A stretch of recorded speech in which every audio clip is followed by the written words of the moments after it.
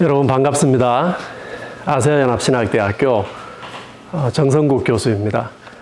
오늘은 제가 여러분과 함께 선교적 관점의 성경 읽기에 대해서 함께 이야기를 좀 나눠보려고 합니다. 여러분, 성경 읽는 관점 참 중요하죠. 우리가 어떤 관점을 우리가 가지고 성경에 들어가게 되면요, 기존에 보지 못했던 내용들을 성경 안에서 읽게 되는 경우들이 있습니다.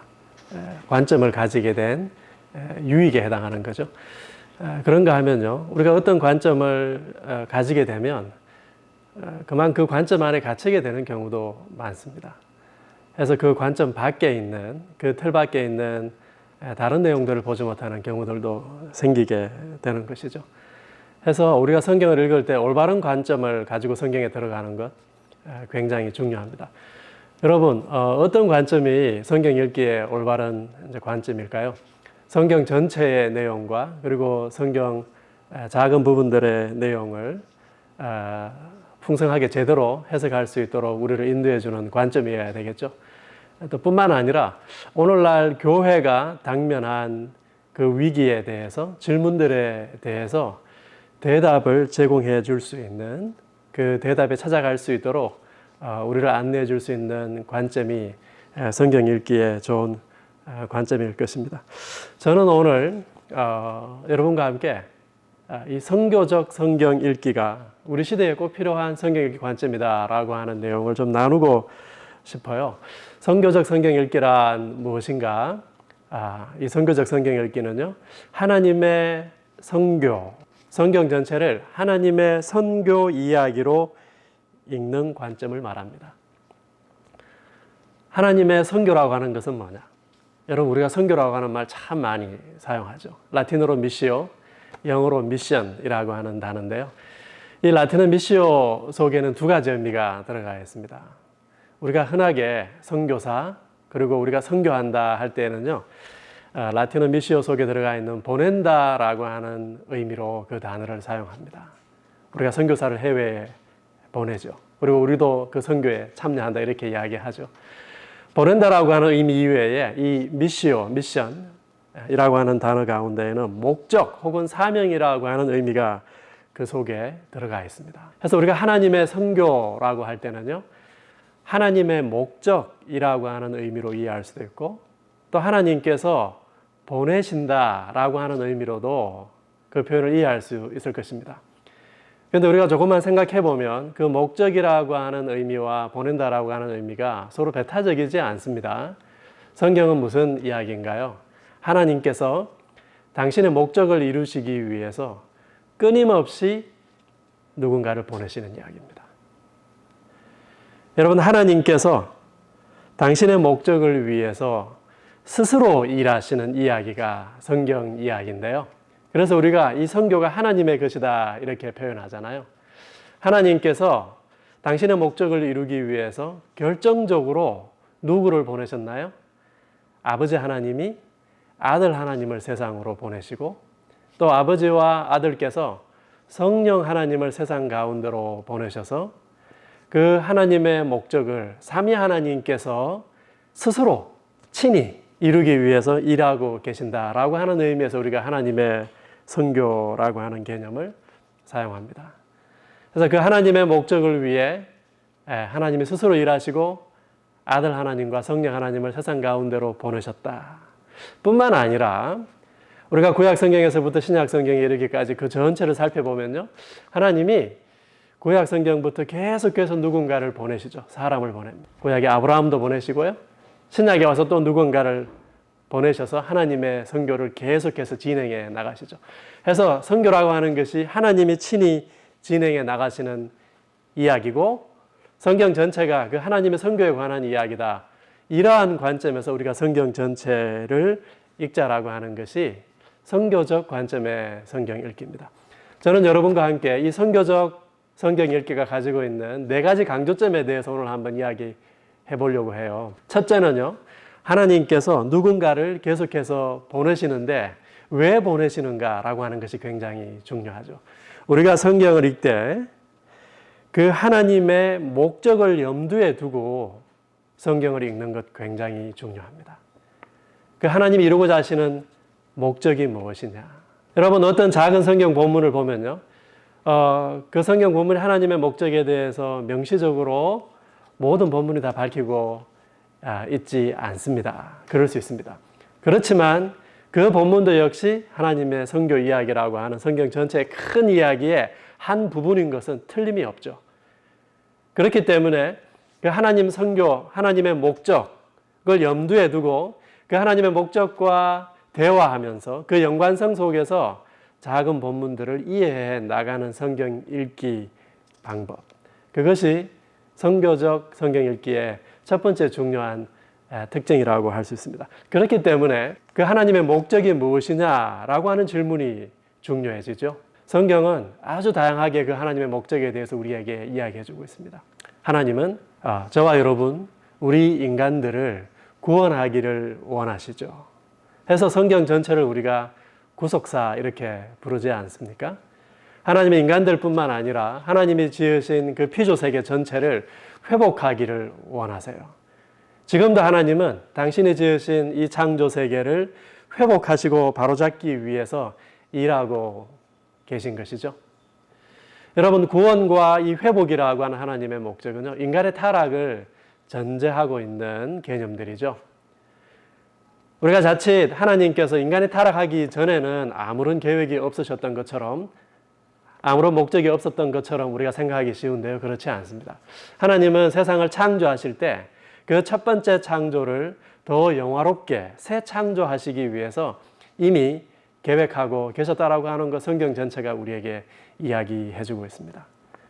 그래서 하나님께서 창조하신 세상을, 그 인간을 더 영화롭게 아름답게 새 창조해 나가는 것이 하나님의 목적이다, 이렇게 이야기할 수 있겠죠. 또 어떤 분들은요, 하나님의 영원하신 사랑의 성품에서 그 하나님의 목적을 읽으려고 합니다.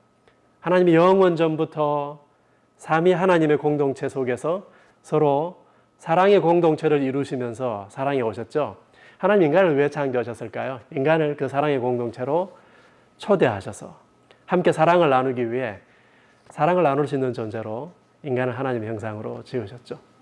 그래서 하나님께서 하나님의 형상인 인간들을 통해서 이 땅 가운데에서도 그 삼위 하나님의 사랑의 공동체를 확장해 나가는 것, 그것이 하나님의 목적이다. 성경은 아주 다양한 표현으로 그 하나님의 목적에 대해서 우리에게 이야기해 주고 있습니다. 누가복음 24장 후반부에 보면요, 부활하신 예수님께서 제자들에게 나타나셔서 말씀하셨죠. 성경 전체가 무슨 이야기냐? 이 죄 사함을 받게 하는 회개가 모든 민족에게 전파될 것이 기록되었다. 구약 성경 전체는 모든 민족에게 죄 사함 받게 하는 회개, 구원과 그 회복이 전파될 것에 대해서 이야기하고 있다. 구약 성경이 한마디로 하나님의 선교에 관한 이야기다. 예수님 그렇게 말씀하셨죠. 그렇기 때문에 성경을 하나님의 선교 이야기로 읽는 이 관점은요, 예수님의 성경 해석학에서 나왔다라고 우리가 이해해야 될 것입니다. 그 누가복음 24장 본문에서 예수님이 성경 전체가 하나님의 선교에 관한 이야기다, 이렇게만 말씀하신 것이 아니고요, 그 하나님의 선교, 성경 전체 율법과 선지자와 시편이 누구를 가리키느냐? 나를 가리킨다, 이렇게 말씀하셨습니다. 이건 무슨 말씀일까요? 이것은 하나님의 그 선교가, 그 하나님의 목적이 예수님 가리킨다, 예수님 통해서 다 성취가 되었다라고 하는 것을 예수님 말씀하시는 것이죠. 인간의 구원과 회복도, 피조세계 전체의 회복과 새 창조도, 그 삼위 하나님의 그 사랑의 공동체의 확장도 예수님 통해서 결정적으로 우리 가운데 나타나고 성취되었다라고 하는 것을 예수님께서 말씀하고 계시는 것이죠. 그 누가복음 24장 그 후반부에 보면요, 예수님이 성경 전체가 하나님 선교에 관해서 이야기하고 있고 또 나에 대해서 이야기하고 있다, 이렇게 말씀하실 뿐만 아니라 바로 그 다음 구절에 너희가 이 모든 일의 증인이다, 이렇게 말씀하시죠. 저와 여러분과 같이 우리가 먼저 구원받고 회복되고 그 하나님의 새 창조에 동참하고 하나님의 사랑의 공동체에 참여한 이들이 바로 그 구원과 회복과 새 창조와 하나님의 사랑의 공동체에 대한 증인이 된다라고 하는 것입니다. 너희가 이 모든 일의 증인이다. 하나님의 선교 이야기는 이 모든 이야기들을 다 포함하고 있는 것이죠. 그래서 이 하나님의 선교 이야기 속에서 하나님이 이루어가고자 하시는 그 목적을 염두에 두고 성경을 읽는 관점이 선교적 성경 읽기입니다. 제가 이미 언급했습니다만 그렇기 때문에 두 번째로 이 선교적 성경 읽기의 중요한 강조점은 뭐냐 하면요. 우리 스스로를 보냄받은 사람으로 전제하고 성경을 읽는 관점입니다. 예수님 말씀하셨죠. 내가 이 모든 일의 증인이다. 요한복음에도 예수님 말씀하셨습니다.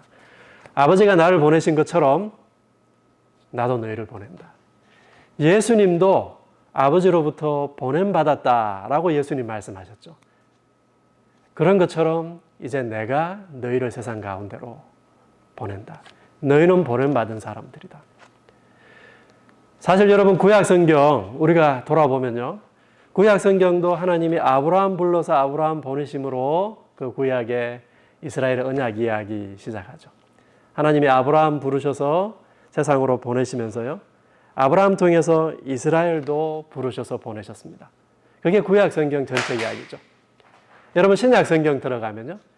그 신약 성경 안에서 방금 요한복음 20장 21절 제가 인용했듯이 아버지께서 나를 보내신 것처럼 하나님께서 아들 하나님을 세상 가운데로 보내셨습니다. 그 예수님 통해서 예수님 말씀하시기를 이제 내가 너희 보낸다. 너희가 이 모든 일의 증인이다. 예수님 뒤에 이어서 교회를 세상 가운데로 보내신 것이죠. 그렇기 때문에 이 하나님 백성 우리는 누구냐? 우리는 하나님으로부터 보냄받은 사람이다 라고 하는 것이죠. 그리고 이것이 교회를 규정하는 교회의 핵심적인 정체성이다. 이 교회에 보냄받았다라고 하는 정체성을 떼어놓고는 우리가 성경도 읽을 수 없고 이 세상을 살아갈 수 없다라고 하는 것이 두 번째 선교적 성경 읽기의 중요한 강조점입니다. 그러면 여러분, 이 보냄받은 사람들이 어떻게 하나님의 선교에 참여할까요? 그 하나님의 선교에 동참한 사람들이 그 하나님의 선교에 참여하는 방법에 대해서 관찰하는 것, 굉장히 중요한 성경 읽기 관점이거든요. 여러분, 아브라함 창세기 12장 1절부터 3절 아브라함 언약 나오죠. 하나님께서 세 가지 말씀하셨습니다. 아브라함에게 네가 가라. 내가 네를 보낸다. 가라. 그 다음 네가 복이 될 것이다. 그 다음 뭐죠? 네가 복이 되면 네가 복이 될 것이다. 복이 되라. 그러면 너를 통해서 복을 받게 되는 많은 민족이 나타날 것이다. 네가 복이 되라. 너를 통해서 많은 민족이 복을 받을 것이다. 여러분, 우리가 하나님이 우리에게 주시는 회복과 구원과 새 창조와 우리를 부르신 그 하나님의 사랑의 공동체를 정언하고 싶습니다. 우리가 그걸 어떻게 정언할 수 있을까요? 하나님 주시는 구원에 대한 최고의 정의는 누굴까요? 그것은요, 그 하나님이 주시는 그 구원을 소유한 사람, 그 하나님이 주시는 그 구원의 삶을 지금 여기서 살아가는 사람, 그 사람이 말로도 그 하나님의 구원과 회복에 대해서 정언하겠지만 그것을 자신의 삶으로 살아냄으로써 보여줄 수 있는 사람이 있다면 그 사람의 삶이야말로, 그 사람의 존재야말로 최고의 증언이겠죠. 이것이 아브라함 언약 속으로 부름받은 이스라엘 백성의 소명이었습니다. 여러분, 이것이 오늘 우리에게 주는 함의가 굉장히 크죠. 우리가 입으로 복음을 전할 뿐만 아니라 우리의 삶으로도 그 복음을 우리가 선포해야 된다. 그래서 예수님 말씀하셨잖아요. 너희가 산 위에 있는 동네인데 산 위에 있는 동네에 절대로 숨기우지 못할 것이다. 우리가 어떤 삶을 살아가고 있는지 우리 가운데 임한 그 구원의 삶 있죠. 사람들에게 숨길 수 없다라고 하는 겁니다. 반드시 드러나게 된다라고 하는 거죠. 제가 서두에 올바른 성경 읽기 관점은요, 성경을 제대로 이해할 수 있도록 도와줄 뿐만 아니라 오늘 우리가 당면한, 교회가 당면한 문제들을 해결해 주는 성경 읽기 관점이다. 이렇게 제가 이야기했잖아요. 사실 오늘날 교회가 보냄받은 사람들이 우리다 라고 하는 정체성을 상실했습니다. 선교적 정체성을 상실했다라고 하는 말이죠. 오늘날 교회 안에 있는 사람들은요, 대부분 자기들끼리 좋은 모임을 만들어가고 있습니다. 교회가 나를 위해서 뭘 해주지? 나를 위해 최고의 영적인 서비스를 제공해 줄 수 있는 교회가 어떤 교회인지 사람들이 쇼핑하고 있습니다. 여러분, 우리가 무엇보다 하나님으로부터 보냄받은 사람이다 라고 하는 이 정체성 회복하는 것이 시급합니다. 그렇기 때문에 선교적 관점의 성경 읽기가 꼭 필요한 것이죠. 지금 여기에서부터 하나님 나라를 살아가는 사람들, 예수님께서 말씀하셨어요. 하나님 나라가 지금 여기에 임했다. 그 하나님 나라를 진정성 있게 여기에서부터 살아가는 사람들이야말로, 그들의 존재야말로, 그들의 공동체야말로 그 하나님 나라에 대한 최고의 증인이 된다라고 하는 것입니다. 보냄받은 사람으로서 성경을 읽는 관점, 이것이 선교적 성경 읽기의 두 번째 강조점입니다. 이와 연관해서 세 번째 선교적 성경 읽기의 중요한 강조점은요, 정인 공동체의 형성을 위해서 성경을 읽는 관점입니다. 정인 공동체의 형성, 굉장히 중요합니다. 성경은요, 하나님의 선교에 대해서 우리에게 이야기해 주죠. 하나님 선교의 기록입니다. 하나님 선교의 기록일 뿐만 아니라 성경은요, 하나님 선교의 도구였다라고 하는 것 우리가 기억할 필요가 있습니다.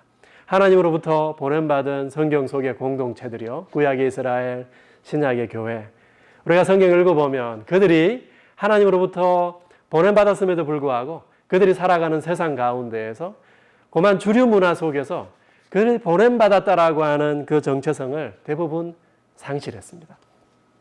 그들이 그 선교적 정체성을 상실할 때마다 하나님께서 그들에게 뭘 보냈나요? 성경을 보낸 겁니다. 뭘 하려고요? 그들로 하여금 다시 하나님의 선교로 동참케 하기 위해서, 다시 한번 그들을 정인 공동체로 재형성하기 위해서 하나님께서 성경을 사용하셨다라고 하는 것이죠. 성경이 하나님의 선교적인 도구였다라고 하는 것입니다. 여러분, 신약의 편지들, 초기 그리스도인 공동체의 모습을 우리에게 잘 보여주죠. 그 공동체 모습들을 여러분 잘 한번 관찰해 보십시오. 그 신약의 편지들은요, 대부분 공동체의 문제들을 다루면서 공동체를 세우는 일에 집중하고 있습니다. 주류 문화 속에 그 주류 문화의 세속적인 이야기 속에 붙잡혀가지고 잠식되어가는 신앙 공동체를 다시 정인 공동체로 형성하기 위해서 사도들이 얼마나 노력하고 있고 무엇을 집중적으로 권면하고 있는지 여러분 꼭 관심을 가지고 신약 성경을 한번 읽어보시기 바랍니다. 여러분, 고린도 전후서 대표적인 편지 아닙니까? 고린도 교회 성도들이요, 그들 고린도 교회의, 고린도 사회의 그 독특한 가치, 고린도의 세속적 내러티브에 그만 다 잠식당했습니다. 바울이 그들에게 뭐라고 이야기하나요? 너희가 그리스도의 편지다. 고린도후서 3장 3절 그렇게 이야기하죠. 고린도 사람들, 지독하게 자기 자랑 좋아하고 자기 것을 드러내고 인정받는 것 좋아하고 자기에게 주어진 특권 조금도 양보하지 않으려고 하는 사람들이었습니다. 그 사람들을 향하여서 바울이 뭐라고 하나요? 너희가 바로 그리스도의 편지다. 그리스도께서 고린도 사람들에게 메시지를 전하고 싶은데 그 메시지를 전하기 위해 보낸 사람들이 바로 너희다. 너희가 바로 메시지다 라고 하는 것이죠. 이건 뭘 말하는 겁니까? 바울이 고린도 사람들에게 너희가 바로 보냄받은 사람들이야. 너희의 삶을 통해서 고린도 도시가 하나님 나라의 복음을 읽을 수 있어야 된다라고 하는 것을 다시 한번 확인시켜 주는 것이죠. 그렇기 때문에 학자들은 이렇게 이야기합니다. 교회야말로 복음에 대한 최고의 해석이다. 교회야말로 복음에 대한 살아있는 주석이다. 여러분, 성경이 역사적으로 보냄받은 공동체들을 다시 정인 공동체로 그들의 선교적 정체성을 재형성하기 위해서 기록된 것이었다라고 한다면요, 오늘 우리가 성경을 어떻게 사용해야 되겠습니까? 성경을 어떻게 사용하는 것이 그 성경 원래의 목적에 가장 부합한 성경 읽기 방식일까요? 오늘 우리도 성경을 통해서 정인 공동체를 세우는 일에 사용한다면 성경이 주어진 그 원래의 목적에 가장 부합한 성경 사용이 아닐까 싶어요. 저는 설교가 이 일의 최적의 도구가 아닌가 싶습니다. 우리가 공동체 가운데서 하나님 말씀을 선포하고 성경의 말씀을 나눌 때 우리 공동체가 다시 선교적 정체성을 회복하게 되는 것이죠. 네 번째로 이 선교적 성경 읽기는요, 우리가 보냄받은 이 우리의 컨텍스트, 이 컨텍스트 안에서 성경을 읽자라고 하는 관점입니다. 하나님은요, 모든 열방의 하나님이시죠. 아브라함을 부르셔서 너를 통해서 모든 열방이 복을 받게 될 것이다. 그래서 아브라함 언약에 창세기에서부터 그 열방이라고 하는 단어로 시작해서 요한계시록에 가면요, 각 나라와 족속과 백성과 방언에서 헤아릴 수 없는 수많은 사람들이 하나님께로 돌아오는 그 하나님을 찬양하는 그림이 요한계시록에 나와 있죠. 하나님의 목적이 세상을 회복하고 인간을 구원하시고 세상을 새 창조하시고 하나님의 사랑의 공동체를 확장하는 일이라고 한다면 그것은요, 모든 열방을 향한 하나님의 목적이어야 되겠죠.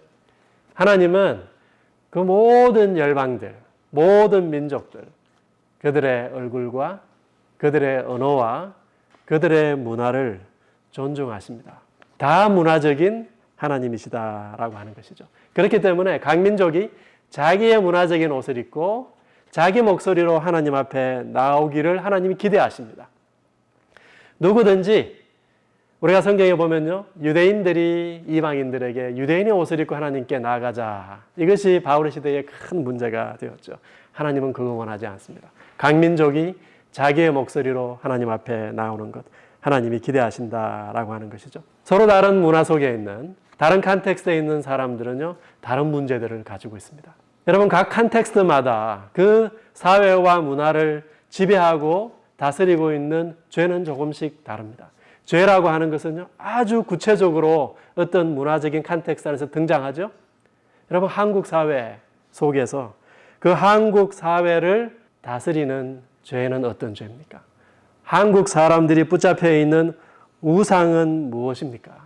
여러분, 우리가 그것을 분별해야 되겠죠. 각 컨텍스트 안에서 그 컨텍스트 안에 있는 사람들이 붙잡혀 있는 문제는 무엇이냐? 그 죄로부터, 우상으로부터 노임받는 것이 구원이라고 한다면, 현재적 구원이라고 한다면 한국 사회 속에서는 그 구원이 구체적으로 어떤 형태로 드러나야 할 것인가? 이런 것을 우리가 고민하는 것이 선교적 읽기의 중요한 관점입니다.